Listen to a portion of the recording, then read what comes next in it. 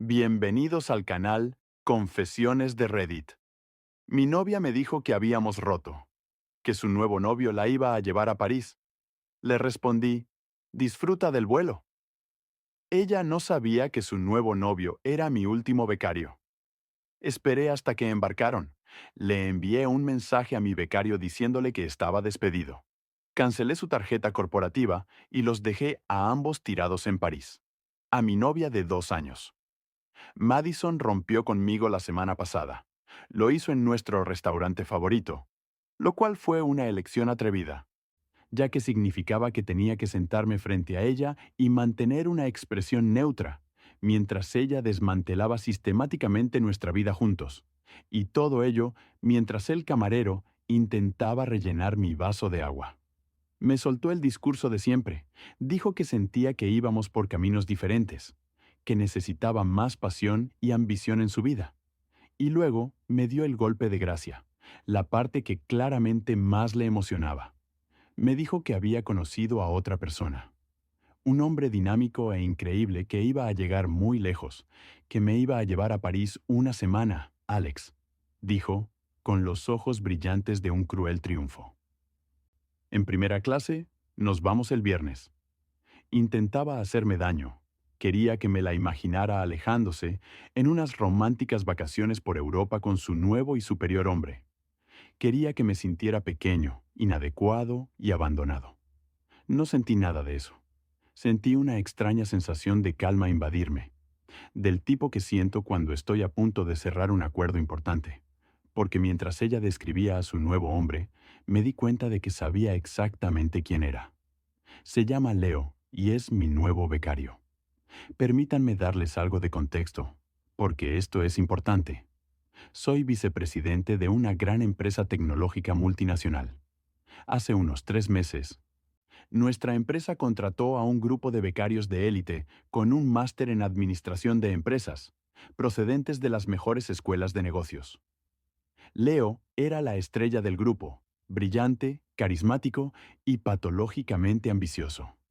Lo asignaron directamente a mi equipo. Vi su potencial, pero también vi su arrogancia. Era un jugador, alguien que asumía riesgos y creía que era demasiado inteligente para fracasar. Debido al alto nivel de los proyectos que maneja mi división, se me autorizó a conceder a Leo una tarjeta American Express corporativa, lo cual no es una práctica habitual para los becarios. Pero él estaba en la vía rápida. La tarjeta estaba destinada a gastos aprobados, relacionados con un próximo proyecto que implicaba posibles viajes internacionales y reuniones con clientes en Europa. Tenía un límite generoso, y como su superior directo y vicepresidente autorizado, tenía plena supervisión de su cuenta. Le estaba dando mucha libertad, una prueba para ver si podía manejar la responsabilidad. Así que cuando Madison, cuyo salario es modesto, empezó a hablar de billetes de primera clase a París, algo se activó en mi cabeza. Sabía que Leo no tenía fondos personales para ese tipo de viaje. Solo había una forma de que pudiera pagarlo. Estaba utilizando la cuerda que yo le había dado para ahorcarse. Seguí desempeñando mi papel. Escuché pacientemente a Madison. Fingí una leve sorpresa desconsolada. Incluso le pregunté en voz baja cuándo salía su vuelo el viernes. Ella me dijo la aerolínea y el número de vuelo, ansiosa por rematar la faena. A las 7 de la tarde, directo a Charles de Gaulle, dijo con una sonrisa de satisfacción. Más tarde esa noche, mientras ella estaba en nuestro apartamento haciendo las maletas para mudarse, yo estaba en mi oficina. Me conecté al portal de gastos corporativos de mi empresa y allí estaba, en blanco y negro, una transmisión en tiempo real de la espectacular estupidez de Leo. Cargo 1. 2 billetes de ida y vuelta en primera clase con Air France, por un coste de $14,500. Cargo 2. Una semana prepagada en un hotel de 5 estrellas en los Campos Elíseos, por un coste de $8,200. Cargo 3. Un adelanto en efectivo retirado en un cajero automático del aeropuerto por valor de $1,000. Estaba utilizando la tarjeta de la empresa como si fuera su fondo fiduciario personal.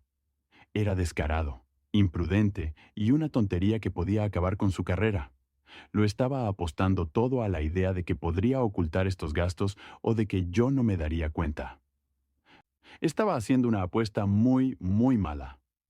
Cuando Madison finalmente terminó de hacer las maletas y estaba lista para marcharse de mi apartamento para siempre, se quedó en la puerta con sus maletas y me lanzó una última mirada compasiva. Bueno, Alex, dijo, me voy a empezar una nueva vida. Mi nuevo hombre me lleva a París.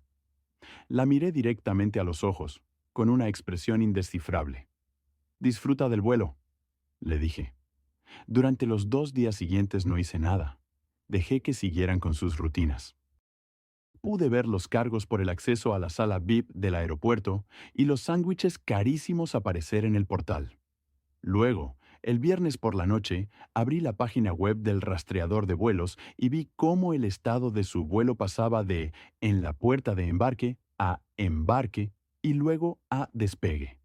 Esperé hasta que el pequeño icono del avión los mostró a salvo sobre el océano Atlántico, ya lejos del punto de no retorno.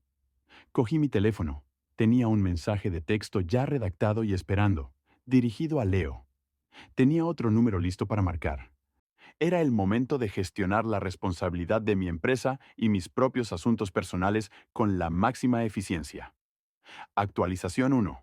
En el momento en que el rastreador de vuelos mostró su avión sobre el océano, puse mi plan en marcha. Era un proceso sencillo de 2 pasos, ejecutado con precisión clínica, desde la comodidad de mi salón. El paso 1 era un mensaje de texto. Abrí el borrador que había escrito a Leo. Era breve y totalmente inequívoco. Le escribí: Leo, este mensaje es para informarte de que tu contrato con esta empresa queda rescindido con efecto inmediato por conducta grave y uso fraudulento de la propiedad de la empresa. Tu tarjeta de crédito corporativa ha sido cancelada. No intentes ponerte en contacto conmigo ni con nadie más de la empresa. Se te enviará a tu domicilio una carta formal detallando tu indemnización, que es cero, y una demanda de reembolso. Pulsé enviar, y el mensaje se entregó al instante, aunque, por supuesto, él no lo vería hasta pasadas 6 horas, en algún lugar sobre la costa de Francia. El segundo paso fue una llamada telefónica. Marqué el número del servicio de administración de tarjetas corporativas de nuestra empresa. Disponible las 24 horas del día, los 7 días de la semana. Me respondió un agente somnoliento. Me identifiqué con mi nombre y mi número de identificación ejecutiva. Necesito informar de que se está utilizando una tarjeta con fines fraudulentos y que se cancele inmediatamente, dije. Les di el número de la tarjeta de Leo, ya que, como vicepresidente autorizado de la cuenta, tenía la autoridad absoluta para hacerlo. Le dije a la gente que el empleado había sido despedido y que todos los cargos recientes, incluidos los billetes de avión y la reserva de hotel, debían marcarse como fraudulentos y estar sujetos a procedimientos de devolución. El agente tecleó durante un momento y dijo: De acuerdo, señor Sterling. La tarjeta ha sido desactivada. Todos los cargos pendientes han sido congelados y se abrirá una investigación por fraude por nuestra parte. Excelente, dije. Gracias por su eficiencia. Y eso fue todo. En 5 minutos, había despedido a mi becario deshonesto y había vaporizado su salvavidas financiero.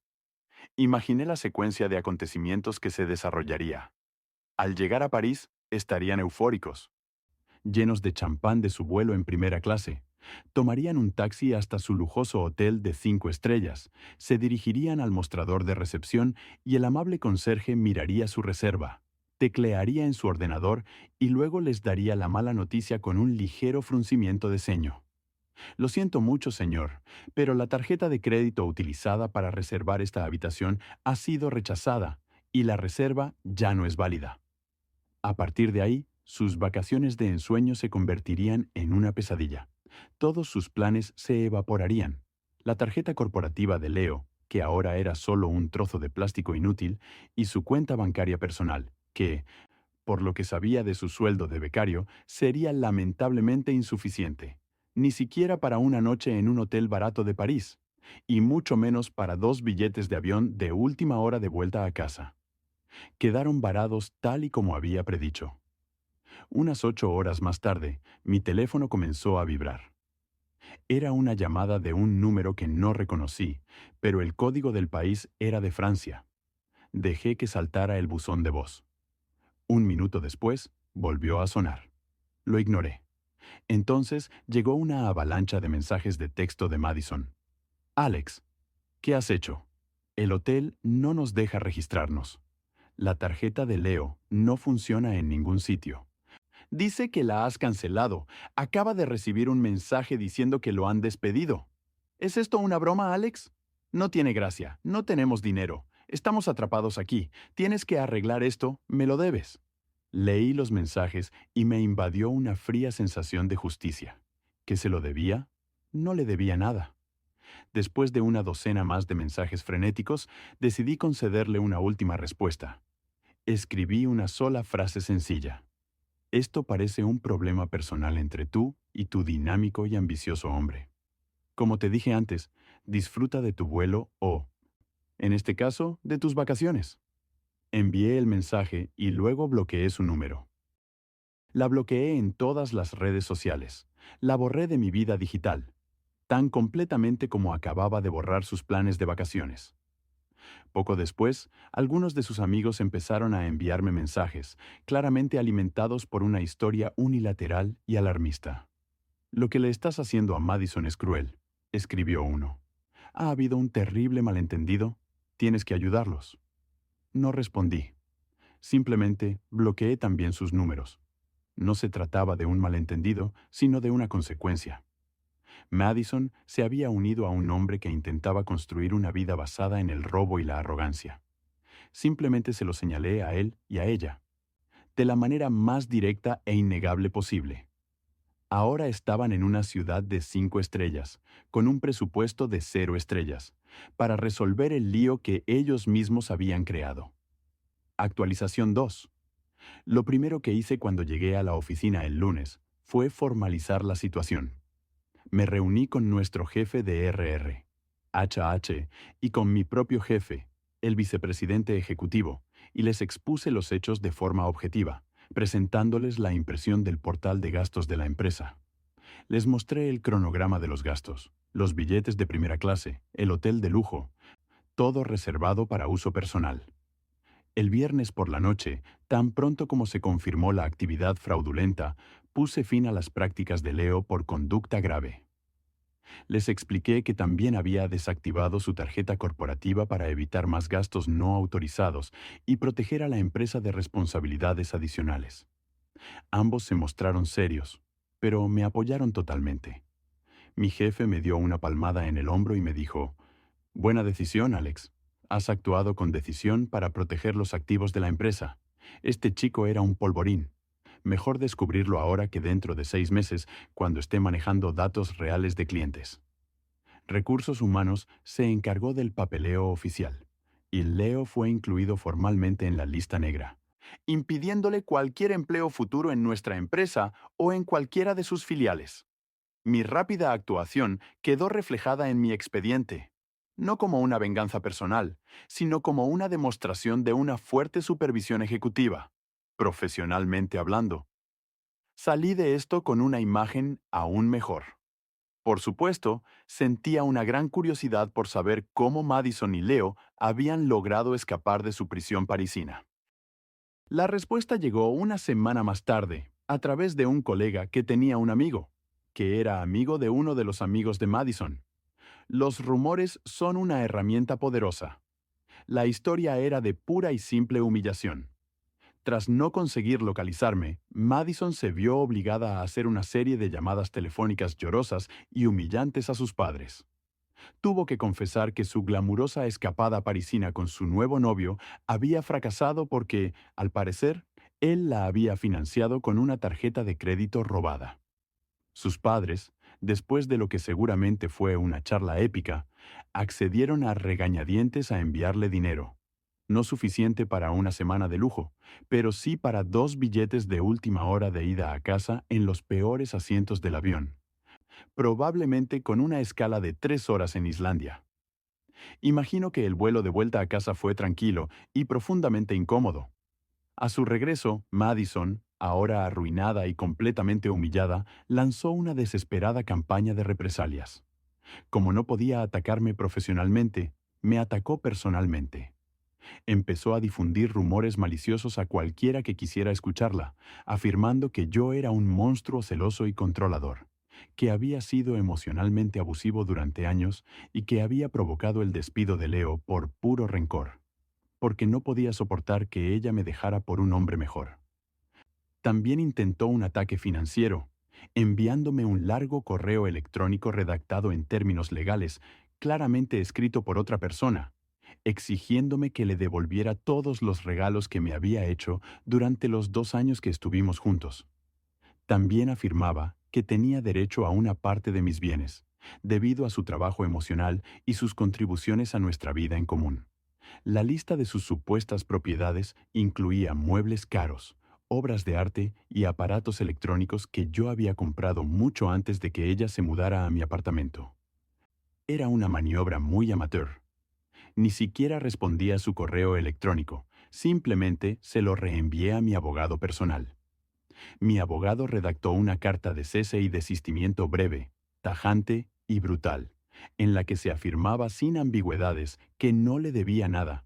Se señalaba que sus reclamaciones sobre mis bienes eran infundadas y fraudulentas, y se incluían copias de los recibos de los artículos más importantes que ella había enumerado, lo que demostraba que yo era el único propietario. La carta concluía con una advertencia muy clara hacia, referencia al hecho de que ella era cómplice consciente del intento de Leo de defraudar a mi empresa al participar en el viaje. Señalaba que, aunque mi empresa estaba persiguiendo a Leo, por el momento habían decidido no perseguirla a ella, y le advertía enérgicamente que cualquier nuevo contacto, acoso o declaraciones difamatorias contra mí podrían dar lugar a que yo recomendara al equipo jurídico de mi empresa que reevaluara su condición de testigo y la considerara cómplice. Era un jaque mate. Amenazarla no serviría de nada, pero amenazarla con todo el peso legal de una corporación multimillonaria era una amenaza que tenía que tomarse en serio. Los rumores cesaron, los correos electrónicos cesaron. Solo había silencio. Última actualización. Han pasado 4 meses desde el incidente de París. Las aguas se han calmado, y las consecuencias finales de la pequeña aventura de Madison y Leo se han puesto de manifiesto. Su historia no tuvo un final feliz. Primero Leo. Su vida profesional no solo se ha estancado, sino que es un cráter humeante. El departamento legal de mi empresa, tal y como prometió, le envió una carta de demanda formal para que devolviera cada dólar que había cargado fraudulentamente a la tarjeta corporativa. El total ascendía a algo más de $24,000. Le dieron 30 días para acordar un plan de pago antes de pasar a una demanda civil. Además, el Departamento de Recursos Humanos de mi empresa, como es habitual en casos de violaciones éticas, envió una carta formal al decano de su escuela de negocios. La carta detallaba las circunstancias de su despido, incluido el uso indebido de fondos y el incumplimiento de contrato. Un MBA de una escuela de prestigio se basa en una red de contactos y en la reputación. Y ahora, esa base está contaminada. Ha sido incluido en la lista negra de nuestro sector y ninguna empresa de renombre contratará a alguien con antecedentes de despido por mala conducta financiera. Su brillante carrera terminó antes incluso de empezar. En cuanto a Madison, su vida desde que regresó de su semana de 2 días en París ha sido un lento y doloroso colapso. La relación con Leo, que se basaba enteramente en sus promesas llamativas y en el dinero de mi empresa, se evaporó en el momento en que aterrizaron de vuelta a casa. Él ahora estaba desempleado, deshonrado y enfrentándose a una deuda enorme. Ya no era el alfa dinámico por el que ella me había dejado, era un lastre. Rompieron en menos de una semana. Madison se encontró en una situación terrible. Estaba arruinada. Había gastado sus ahorros en el humillante vuelo de vuelta a casa, había sido abandonada públicamente por el hombre por el que me había dejado públicamente, y, en la práctica, se había quedado sin hogar, ya que su nombre nunca en mi contrato de alquiler. Lo último que supe por la misma fuente fiable fue que se vio obligada a volver a vivir con sus padres. Tiene casi 30 años y vive en la habitación de su infancia. Su gran sueño parisino se ha convertido en una pesadilla de fracaso suburbano. Recibí un último correo electrónico suyo hace aproximadamente un mes, enviado desde una nueva dirección. Era un mensaje patético e incoherente. Alternaba entre culparme por arruinar su vida y disculparse vagamente por cómo habían terminado las cosas. Era el clásico monólogo autocompasivo de una persona que todavía se niega a asumir la responsabilidad de sus propias decisiones. Lo leí, no sentí absolutamente nada, y luego lo borré y bloqueé la dirección. En cuanto a mí, la vida me va bien. Mi posición en la empresa es más sólida que nunca. Me respetan por ser un líder decidido y protector de los intereses de la empresa. Mi apartamento es tranquilo. Me he centrado en mi trabajo. Voy al gimnasio y he vuelto a conectar con amigos a los que había descuidado mientras estaba con Madison. No considero que lo que hice fuera una venganza, no en el sentido emocional. Lo vi como un problema de gestión de riesgos. Tenía un empleado que era un lastre y un socio que era cómplice de su imprudencia. Tomé las medidas más eficientes y lógicas para neutralizar la amenaza a mi empresa y a mi propia vida. El hecho de que sus vidas personales se derrumbaran como resultado fue simplemente una consecuencia previsible de sus propias y terribles decisiones. Apostaron utilizando el dinero de mi empresa y mi confianza como garantía, y perdieron de forma espectacular. Queridos espectadores de Confesiones de Reddit, compartan su opinión sobre esta historia en los comentarios. No olviden dejar un like, suscribirse al canal y compartir nuestras emocionantes y emotivas historias con sus amigos. Hasta la próxima.